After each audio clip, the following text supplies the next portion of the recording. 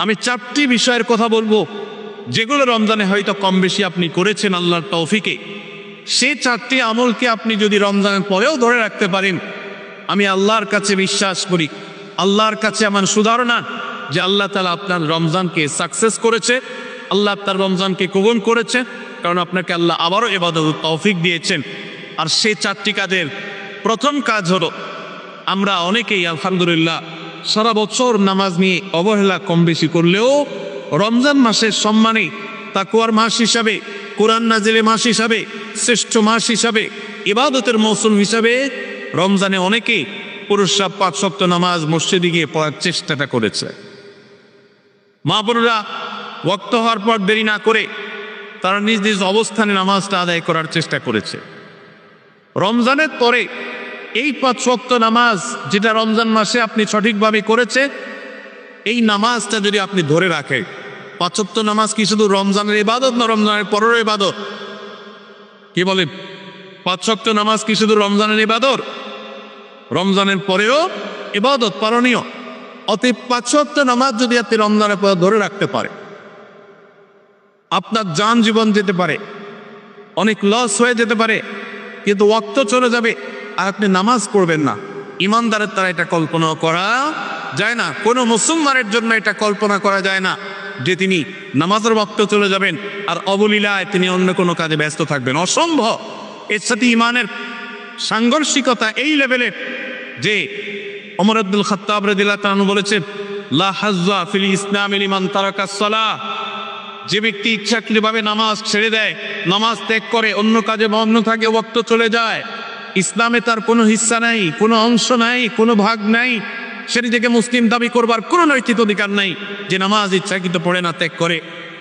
রমজান মাসে 5 ওয়াক্ত নামাজটা যদি আপনি সারা বছর ধরতে পারেন, এটাকে যদি আঁকড়ে ধরতে পারেন এবং ধরে রাখতে পারেন, তাহলে আপনি একটি আমলে সাকসেস। নাম্বার 2, রমজান মাসে আমরা অনেকেই আল্লাহর দেয়া তৌফিকে গুনাহ এবং পাপাচারের কাছ থেকে বেঁচে থাকার চেষ্টা করেছি। চোখের জিনা, কানের গুনাহ, হাত দ্বারা কৃত অপরাধ, নানাবিধ অপরাধ থেকে আমরা বেঁচে থাকার চেষ্টা করেছি। আল্লাহ তৌফিক দিয়েছেন। কেন? কারণ রমজান মাস তাকওয়ার মাস, গুনাহ ছাড়ার মাস, সেজন্য আমরা গুনাহ ছাড়ার চেষ্টা করেছি। এই যে রমজান মাসে আমরা পাপাচারের কাজ বর্জন করে থাকার চেষ্টা করেছি, রমজানের পরেও যদি এই চেষ্টাটাকে অব্যাহত রাখতে পারি, এটা যদি আমরা ধরে রাখতে পারি, ইনশাআল্লাহ আমার রমজান সাধনা সার্থক হয়েছে, আমার রমজান ইবাদত কবুল হয়েছে আল্লাহর কাছে। এটা বোঝার সবচেয়ে বড় আলামত হলো রমজানের পরেও আপনি আমল ইবাদতের পাশাপাশি গুনাহগুলো থেকে বেঁচে থাকার চেষ্টা করছে। আপনি কোনো পাপের কাজ করতে যাচ্ছেন, মোবাইলে কোনো হারাম ভিডিও দেখতে যাচ্ছেন, হারাম কোনো বিষয় আপনি লিপ্ত হতে যাচ্ছে, সাথে সাথে আপনার যদি আল্লাহর কথা স্মরণ হয় আর আপনি ওই হারাম থেকে নিজেকে বাঁচিয়ে রাখতে পারেন, তাহলে আপনার রমজান সাধনা সার্থক। আপনি আর কিছু না পারেন, রমজানের এই 2টি কাজ, প্রথমত 5 ওয়াক্ত নামাজ, দ্বিতীয়ত হলো যেই কোনো পাপাচার থেকে বেঁচে থাকা, এই 2টা যদি করতে পারেন তাহলে অনেকাংশেই আপনার রমজান সফল এবং সার্থক ইনশাআল্লাহ। প্রিয় ভাইরা আমার, আল্লাহ যেখানে বলেই দিয়েছেন ইন্নামা ইয়াতাকাব্বালুল্লাহু মিনাল মুত্তাকিন, আল্লাহ শুধু মুত্তাকিদেরটাই কবুল করে। মুত্তাকি না হয়ে আল্লাহর কাছে কিছু উপস্থাপন করলে, পেশ করলে, দান দক্ষিণা করলে, কোরবানি করলে, নেক আমল করলে আল্লাহ সেটা কবুল করেন না, মুত্তাকিদেরটাই কবুল করেন। অতএব আপনি মুত্তাকি কিনা তার পরিচয় হবে, তার প্রমাণ হবে আপনি পাপাচার থেকে বাঁচার জন্য সংগ্রাম করছেন কিনা। আপনি যদি গুনাহ থেকে বাঁচার জন্য সংগ্রাম করেন, চেষ্টা করেন, সাধনা করেন, পরিশ্রম করেন, নিয়ত করেন, ইচ্ছা করেন এবং এর জন্য আপনি পদক্ষেপ গ্রহণ করেন, তাহলে তার মানে হলো আপনি মুত্তাকি। যত বেশি গুনাহ থেকে বাঁচার চেষ্টা করতে পেরেছেন তত বড় মাপের মুত্তাকি। আর যত বড় মাপের মুত্তাকি, রমজানের ইবাদত তত বেশি আল্লাহর কাছে কবুল হয়েছে, সেই ধারণা আল্লাহর কাছে আমরা পোষণ করতে পারি ইনশাআল্লাহ। প্রিয় ভাইরা আমার, একজন সাহাবী নবী করিম সাল্লাল্লাহু আলাইহি সাল্লামকে জিজ্ঞাসা করেছেন, হে আল্লাহর রাসূল, কিভাবে আমি সবচেয়ে বড় ইবাদত গুজার হব, সবচেয়ে বড় আমলকারী কিভাবে হতে পারি? আমাদের কাছে বহু মানুষ কাগজ লিখে পাঠান, চিরকুট লিখে দেয়, যে হুজুর কোন আমলটা করলে বেশি সওয়াব হবে, আল্লাহ বেশি সন্তুষ্ট হবে, আল্লাহর ইবাদত বেশি হবে কোন আমলটা করলে। রে ভাইরা আমার, নবী করিম সাল্লাল্লাহু আলাইহি সাল্লাম বলেছেন, ইত্তাকিল মাহারিমা তাকুন আবাদান নাস। তুমি হারাম কাজ থেকে বেঁচে থাকো, অবৈধ কাজ থেকে নিজেকে বিরত রাখো, গুনাহের ধারে কাছেও যেও না, পাপাচারের পথ মারিও না। তুমি সবচেয়ে বড় ইবাদত গুজার হবে, সবচেয়ে বড় নেক আমল হতে পারবে। অনেক বেশি নফল রোজা রাখে, অনেক বেশি দোয়া দুরূদ পড়ে, অনেক বেশি কোরআন তেলাওয়াত করে, অনেক বেশি নফল দান সাদেকা করে, অনেক বেশি নফল কাজ করে, এই লোক আল্লাহর খাতা বড় ইবাদত গুজার নয়। আমাদের স্মৃতিতে ইবাদত গুজার বলতে ভেসে ওঠে সারাক্ষণ নামাজেরই ব্রত থাকা মানুষের কথা। আমাদের স্মৃতিতে ভেসে ওঠে ইবাদত গুজার মানে হলো ঘন ঘন নফল রোজা রাখা ব্যক্তির ছবি। আমাদের স্মৃতিতে ইবাদত গুজার বলতে ভেসে ওঠে যে ব্যক্তি অনেক বেশি নফল আমল, জিকির, আজকার ইত্যাদিতে মশগুল থাকে। অথচ নবীজি বলছেন, ইত্তাকিল মাহারিমা তাকুন আবাদান নাস। তুমি হারাম কাজ থেকে বেঁচে থাকো, সবচেয়ে বড় ইবাদত গুজার হতে পারবে, সবচেয়ে বড় নেক আমল হতে পারবে যদি তুমি হারাম কাজ থেকে বেঁচে থাকতে পারো। ভাইরা আমার, আপনি যদি আপনার এই দুই ঠোঁট দিয়ে কোনো কটু কথা, অশ্লীল কথা, গালিগালাজ এটা আপনার মুখ দিয়ে যদি বের না হয়। রমজানের আগে হতো, রমজান মাসে আপনি তওবা করেছেন, রমজানের পরেও এই সংগ্রামে আপনি জিতে আছেন, টিকে আছেন, আপনার মুখ দিয়ে কোনো অন্যায় হয় না, তার মানে হলো আপনি মুত্তাকিদের কাতারে শামিল হতে পেরেছেন, আপনি গুনাহ থেকে বাঁচতে পেরেছেন।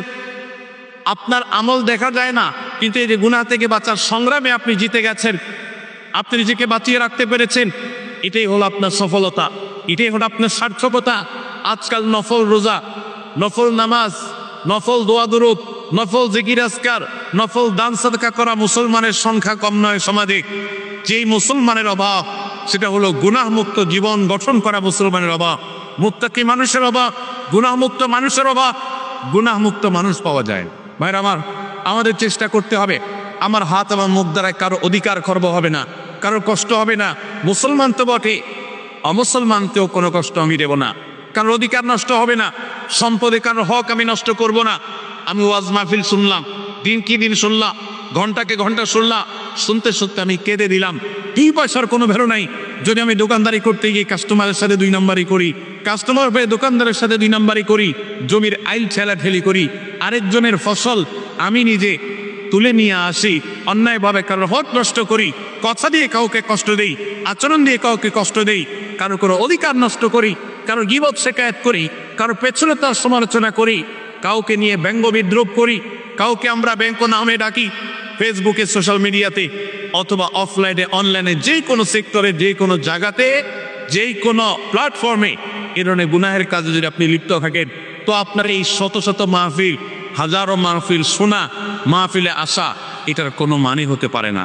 আল্লাহ আমাদের সবাইকে রমজান মাসে গুনাহ থেকে বাঁচার যে চেষ্টাটুকু আমরা করতাম, রমজানের পরেও সেটাকে আমাদের ধরে রাখার তৌফিক দান করলেন। রমজানের পরে গুনাহ থেকে বাঁচার চেষ্টা করবো তো ইনশাআল্লাহ। অনেক ভাইরা আছেন অনেক হারাম কাজ করেন নাই, কেন? রমজান মাস, কিন্তু এখন আবার সেটা শুরু করে দিয়েছে। এর মানে হলো আপনার রমজানের ইবাদত কবুল হওয়ার সম্ভাবনা ক্ষীণ, নিশ্চিত তো বলা যাবে না, তবে প্রবল সুধারণা করা যায়, সম্ভাবনা অনেক প্রবল যদি আপনার সেই রমজানের আমলগুলোকে আপনি এখন ধরে রাখতে পারেন। অন্য সৎ না পারেন, অন্তত আমি 4টা আমলের কথা বলেছি, 5 ওয়াক্ত নামাজ আর সকল প্রকার গুনাহ এটা থেকে বিরত থাকা, আর 3 নম্বর হলো কোরআনে কারিমের তেলাওয়াত। অনেকে আমরা আলহামদুলিল্লাহ কোরআন তেলাওয়াত করেছি রমজানে, কারণ রমজান মাস কোরআন নাজিলের মাস। আমাদের সালাফ পূর্বসূরীরা রমজান মাসে কোরআন হাত থেকে রাখতেন না। আমরা অনেকেই নিজে কোরআন খতম দিয়েছি, যারা খতম দিতে পারেন না, একটু হলো তেলাওয়াত করেছে, তারাবিতে হাফেজ সাহেবের কাছ থেকে তেলাওয়াত শুনেছে, কোনো না কোনো ভাবে কোরআনের সান্নিধ্যে এসেছে।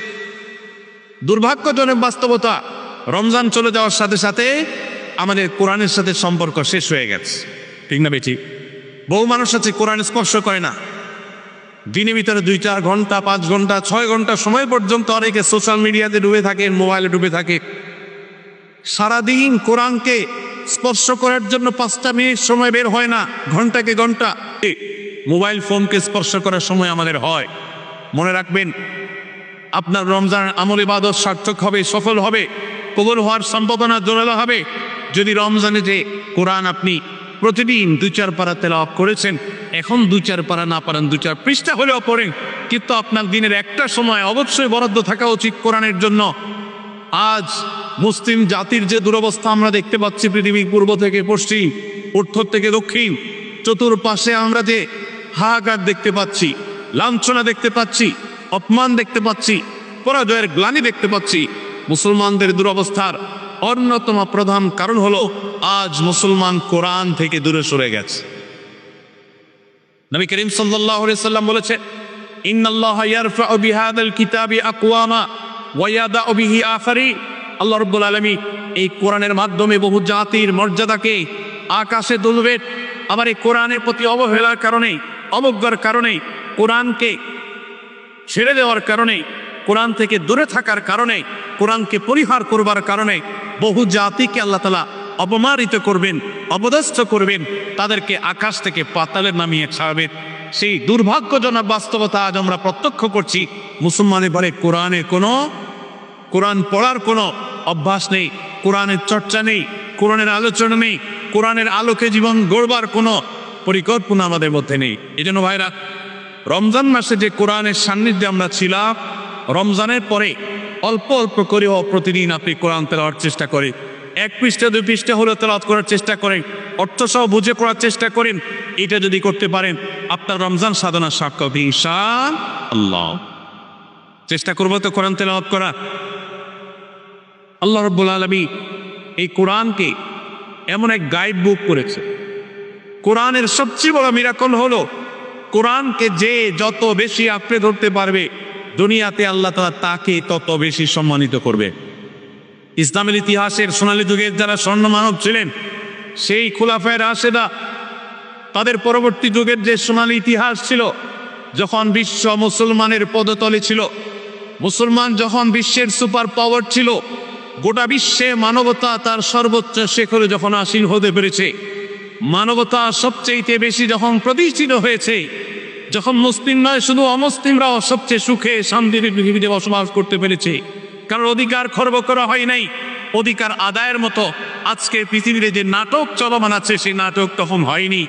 সেই সোনালী অতীত মুসলমানদের যে ছিল, তখনকার মুসলমানরা কোরআনকে তারা আঁকড়ে ধরেছিল, কোরআনকে তারা মাথায় রেখেছিল, কোরআনকে তারা জীবনে ধারণ করেছিল, কোরআনকে তারা সবসময় স্মরণ করেছে, বরণ করেছে, গ্রহণ করেছে, কোরআন দিয়ে নিজের জীবনকে সাজিয়েছে, তার সুফল তারা পেয়েছে।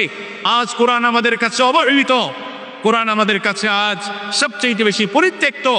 যেই গ্রন্থ বছরে আমরা রমজান মাস ছাড়া অনেকে উঞ্জায় রেখি না, পাঠ করি না। মোবাইলে আমার বহু অ্যাপ আছে, সাথে কোরআনের অ্যাপও আছে। আমি সোশ্যাল মিডিয়ার অ্যাপগুলো দিনের ভিতরে 50, 60, 70, 80, 100 বার ওপেন করলেও কোরআনের অ্যাপটা দিনে একবার ওপেন করা হয় না। কোরআনের জন্য কোনো সময় আমার বরাদ্দ নাই। আমাদের বাসা বাড়িতে অনেক কিছু চলে, কোরআন তেলাওয়াত চলে না। বহু কিছু নিয়ে আড্ডা হয়, কোরআন নিয়ে পাঠচক্র হয় না, গ্রুপ ডিসকাশন হয় না, আলোচনা পর্যালোচনা হয় না। এরকম পরিবার আজ ঘরে ঘরে, প্রত্যেকটা জায়গায় জায়গায়। আর এই কারণে আজ আমাদের দুরবস্থা আমরা দেখতে পাচ্ছি পৃথিবীর চতুর্প্রান্তে রয়েছে। আল্লাহ তাআলা আমাদের সবাইকে কোরআনকে সারা জীবনের জন্য আমাদের সাথী করার তৌফিক দান করো।